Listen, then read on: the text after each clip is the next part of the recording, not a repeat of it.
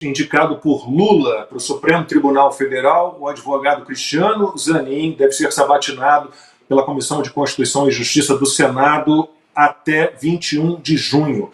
A expectativa do governo é de que no mesmo dia, 21 de junho, a indicação do Zanin seja encaminhada para apreciação do plenário da Casa. O senador Davi Alcolumbre, presidente da CCJ, foi ao Palácio do Planalto para uma reunião com o Lula.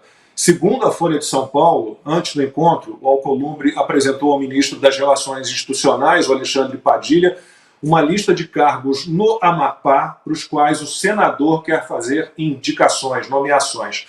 Alcolumbre agora tem pressa, né? Em 2021, ele demorou 5 meses para marcar a sabatina do André Mendonça, indicado por Bolsonaro ao STF. Bom, Ana, falar um pouquinho da indicação do Zanin, se a gente partir do princípio de que a indicação do Ramagem, lá atrás, para a direção-geral da Polícia Federal pelo Bolsonaro, foi barrada, né, ainda que fosse uma prerrogativa do presidente da República indicar o diretor-geral da Polícia Federal. Se a gente pensar nisso, a indicação do Zanin também cai por terra, porque não há o caráter de impessoalidade. Além de não tem como comprovar notório saber jurídico, é um amigo pessoal do Lula, é o advogado pessoal do Lula. A gente está aqui nervoso de imaginar que ele pode, provavelmente, do jeito que as coisas andam, com tanta negociação, com tanto dinheiro rolando em emenda, com tanto cargo sendo oferecido, ele sendo nomeado, sendo aprovado o nome dele e tomando posse, ele fica até 2050, o Zanin. Ele tem 10 anos menos que eu, ele tem 47 anos de idade. Pois é, mas aí as indicações do Bolsonaro, elas tinham um tom muito pessoal, né? Do Zanin, não. Advogado, amigo pessoal. É porque nessa fazendinha, todos os animais são iguais, mas uns são mais iguais do que os outros, não é mesmo? Parece que o Brasil realmente vive nas páginas de uma utopia. Vai ser um chá das 5, perdão, o Alcolumbre cobra essa cota aí, eu não sei se a gente tem os cargos que ele está pedindo, isso é inacreditável, a lista do que ele está pedindo é inacreditável, lembrando que ele não quis colocar na Comissão de Justiça, ali na CCJ, o nome do indicado do presidente Bolsonaro, do André Mendonça. Ficou ali fingindo que nada estava acontecendo, que continuaríamos com 10 ministros na Suprema Corte, e assim ficamos durante muito tempo, muito processo ficou parado, mas agora a celeridade, né? Essa fazendinha, alguns bichos são iguais, mas uns são mais iguais do que os outros. Já tudo esquentado, marinado e preparado, né, Lacombe? A gente sabe muito bem que essa sabatina ela vai ter um tom de chá das 5. Isso vai passar. É preciso aparelhar mais ainda o judiciário. E foi o que nós falamos a exaustão em 2022 sobre, olha, você pode até não gostar do presidente Bolsonaro, mas tampa o nariz e vota, porque o vencedor, né, o eleito desta eleição, vai indicar 2 ministros para a Suprema Corte Brasileira, assim como muitos conservadores, liberais aqui nos Estados Unidos, que não gostavam de Donald Trump, taparam o nariz em 2016, exatamente porque o eleito de 2016, daquela eleição presidencial histórica, indicaria 2 ministros para a Suprema Corte Americana, e acabou que Donald Trump indicou 3 ministros, porque uma ministra, uma juíza, acabou falecendo. E aí, com essa maioria, eu não diria conservadora, mas originalista, que tem a Constituição como único norte possível, o famigerado Roe versus Wade, né? A lei que favorece o aborto de uma maneira demoníaca nos Estados Unidos, ela foi revertida, uma lei que estava em vigor desde 1974 por causa de uma composição ativista da Suprema Corte Americana.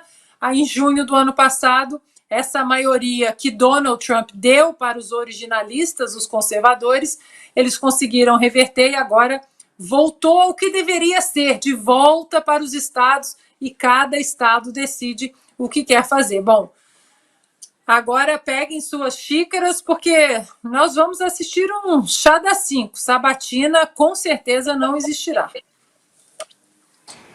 Ô, Cris, a gente pode fazer várias críticas às indicações do Bolsonaro para o STF, Cássio Nunes Marques, André Mendonça, algumas votações bem estranhas, bem questionáveis dos dois. Agora, não há nada que se compare às indicações do Lula, porque a gente tem a Rosa Weber também se aposentando em outubro. O Lula, então, indica só agora, né, o substituto do Lewandowski, e em outubro o substituto ou a substituta da Rosa Weber, Cris.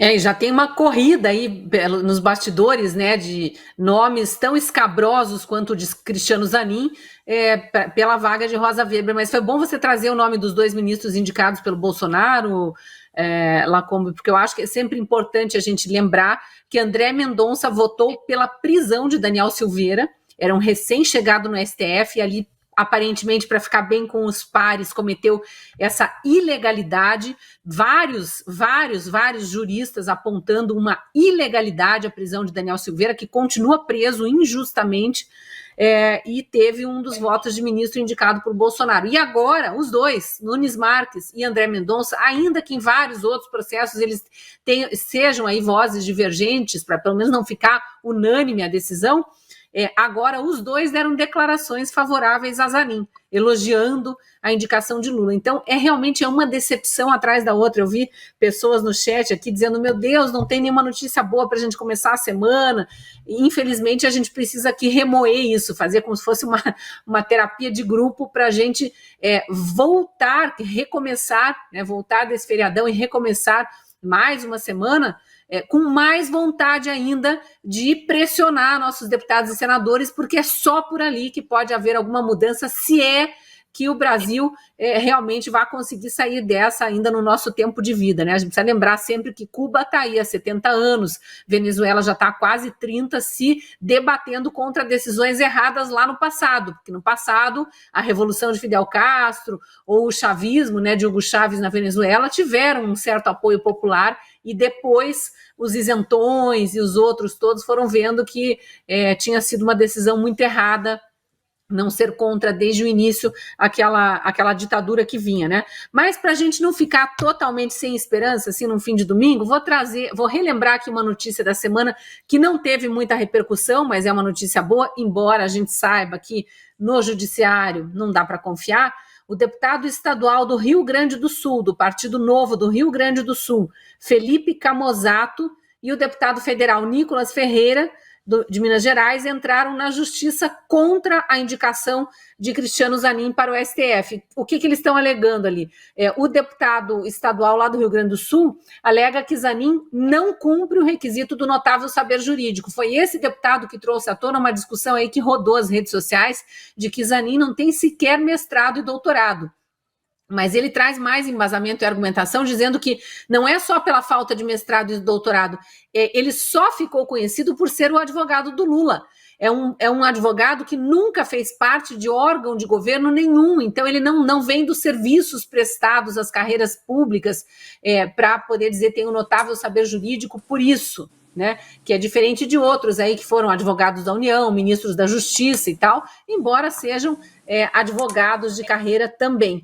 E o Nicolas Ferreira está apresentando outra questão muito importante, que é uma exigência constitucional, que é a da impessoalidade. E a gente tem inúmeras declarações de Lula aí dizendo que o Cristiano Zanin é amigo pessoal dele, né? Inclusive já as redes sociais também relembraram várias falas de campanha em que ele jurava de pé juntos que jamais vai indicar um amigo para uma corte Suprema. Já tinha feito isso no passado, por que não faria agora, né? Só os iludidos que foram achar que era verdade o que ele falava num palanque político. Então, vamos ver, essa ação dos deputados pelo menos dá uma mexida e faz eventualmente algum senador acordar melhor, porque outra coisa importante de destacar, o mesmo Alcolumbre, que agora está super apressado, com uma lista de apadrinhados que precisam ser indicados para cargos em estatais e autarquias aí, como moeda de troca, está super empenhado em acelerar, foi o Alcolumbre que congelou lá a sabatina do André Mendonça por quase 4 meses, quando o Bolsonaro indicou André Mendonça para o Supremo. Então, é tudo muito absurdo. A gente não pode deixar que os outros senadores, e cabe a nós pressionar os senadores dos nossos estados, caiam agora nessa pressa do Alcolumbre, nesse conchavo do Alcolumbre, ou no passa-pano aí do Rodrigo Pacheco para o STF. E a Ana pediu a palavra, Ana, eu lembrei aqui, enquanto a Cris falava, que o Cássio Nunes Marques também votou pela cassação do mandato do Deltan Dallagnol. Né? Cassação, por mais críticas que as pessoas possam ter ao Deltan, uma cassação absolutamente ilegal. Eu não queria, assim, colocar água no chope, né? Como a gente fala, ou dar um balde de água fria, mas, Cris, a justiça já rejeitou a ação do Nicolas. E o juiz disse o seguinte... peraí, deixa eu achar aqui a fala do juiz. O juiz federal Rolando Valcir Spanholo considera que não há como chancelar a versão de que a indicação de alguém próximo a um presidente da República redundará necessariamente em benefício indevido do respectivo governante. Necessariamente, alguém precisa cumprir a missão constitucional de deflagrar esse processo de escolha dos novos ministros. Tá tudo aparelhado, né? Não tem jeito. Vão colocar esse Zanin lá de qualquer maneira. Aliás, esse foi um dos pontos, a indicação de um amigo pessoal e do advogado, um dos pontos que chamaram a atenção da imprensa internacional, porque o pessoal agora, né, acho que ligou o alerta verdadeiro sobre o Lula. Peraí, o cara deixa... navios iranianos serem atracados no Rio de Janeiro, navios de guerra que têm sanções americanas, depois recebe o ditador sanguinário procurado pela justiça americana Nicolás Maduro, agora nomeia para a Suprema Corte um amigo pessoal e advogado, ou seja, aqui fora as coisas já não estão muito bem vistas para o Lula, não. Cris pediu a palavra, Cris. Obrigada. Estou sem o seu áudio. Agora veio. Não está me ouvindo? Obrigada por trazer a informação mais atual aí, Ana. Mas para não desiludir aqui os nossos seguidores no domingo à noite, eu trago uma informação para mostrar o quanto é importante a gente se manifestar perante os senadores do nosso estado, especificamente. No último domingo, eu estava na manifestação aqui em Curitiba, que foi uma manifestação organizada pelos eleitores de Deltan, sim, mas eu fui lá, inclusive fui muito criticada por esses bolsonaristas radicais, ou esses que acham que tem que ficar lembrando da Vaza Jato e acreditando nos hackers de Araraquara, no que eles dizem que o Deltan dizia quando ele era procurador, enfim.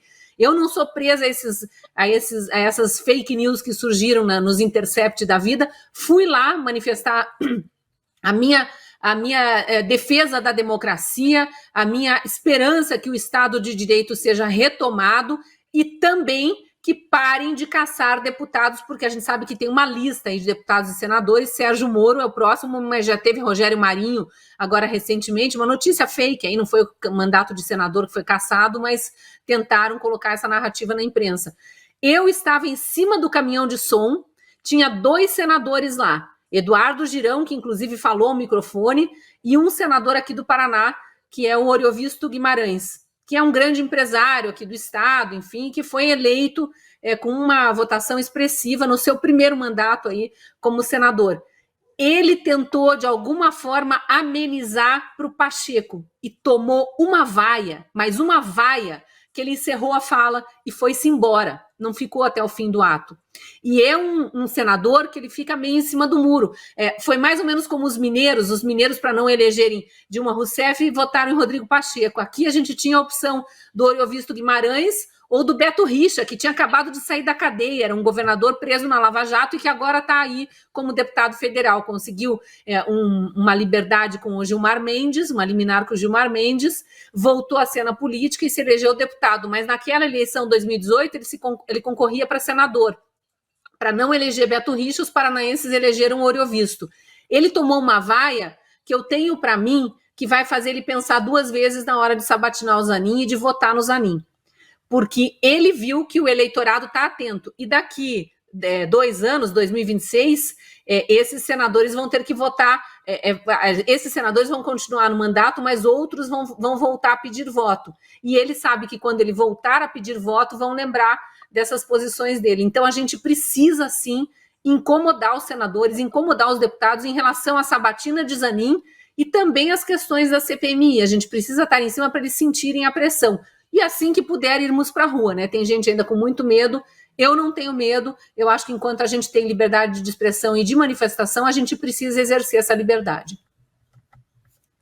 Eu vi também nesses dias a notícia de que o senador pelo Rio de Janeiro, Carlos Portinho, ele era conhecido como Passaportinho, porque ele foi um dos idealizadores do passaporte vacinal, ele também anda declarando voto pela aprovação do Zanin. Consta.